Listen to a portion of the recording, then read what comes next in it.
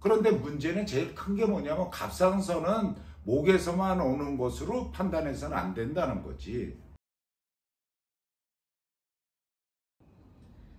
선생님, 요즘에 목 환자분들이 많은데 뭐 이것저것 물어보면은 다 거의 대부분이 갑상선 얘기를 많이 하시더라고요.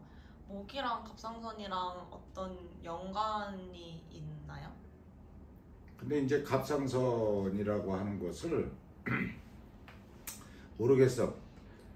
의사들은 어떠한 진단을 내리고 어떠한 치료에서 결국은 약이잖아. 항진증이나 저하증에 대한 거. 아니면 요즘에 유행하는 갑상선 암이라는 얘기를 주로 하는데, 그러면 우리 도수에서는 어떻게 보고 있느냐? 다른 도수는 얘기할 거 없어. 우리 학회에서 몸바르게 학회에서 얘기할 수 있는 도수로서의 갑상선은 어떻게 평가를 해야 되는가라는 거잖아. 근데 이 갑상선에 대해서는 결국은 갑상선은 목에 붙어 있잖아, 앞면에. 그렇잖아. 그러면 그 영향을 어디에서 주느냐? 바로 이 모양의, 이 사람의 모양을 돼 있는 갑상선이 있는 부위가 이렇게 나와 있는 것이 근육의 형태로 보인다 해도 이건 갑상선은 아닐지라도 갑상선이 영향을 받고 있다라고 판독을 할 수가 있어.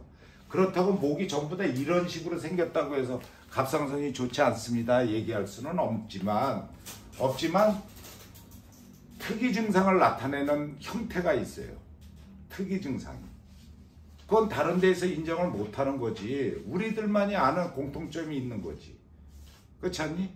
그러면 그 사람들은 목으로만 판독을 해서 목의 갑상선만 부위를 판독을 해서 거기에 어떤 기능 저하가 오느냐, 기능이 항진이 돼 있느냐를 평가를 하겠지만, 호르몬에 대한 수치에 대해서만 얘기할 수 있지만 그 수치가 왜 오르고 내리고 하는 그 원인 규명은 아직도 못하고 있잖아, 사실은.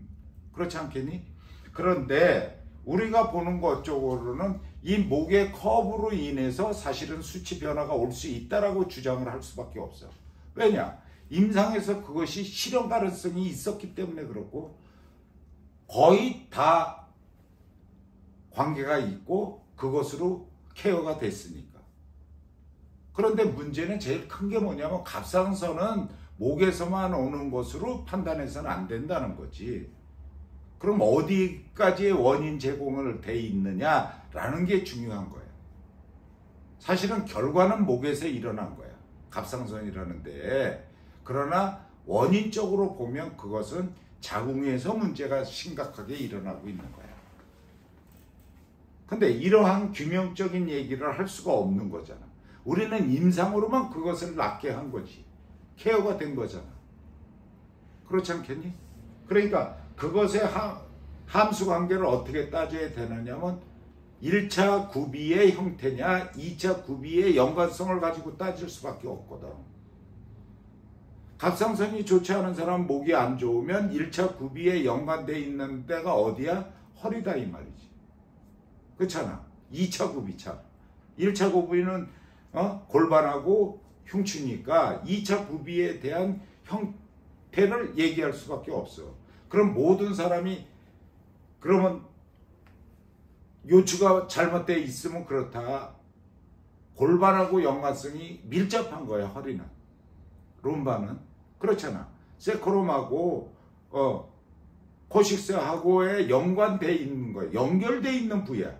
인간의 몸은 어디 분리되어 있는 곳은 없잖아. 통합적인 거거든. 유기적이라고 해. 유기체라고 그러잖아.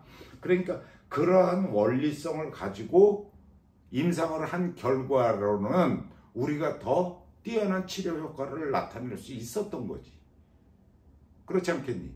그러니까 너희들이 치료를 하는 데 있어서 병원에 오는 환자들을 목이 좋지 않은 사람의 공통점을 발견하다 보니까 갑상선이 좋지 않구나.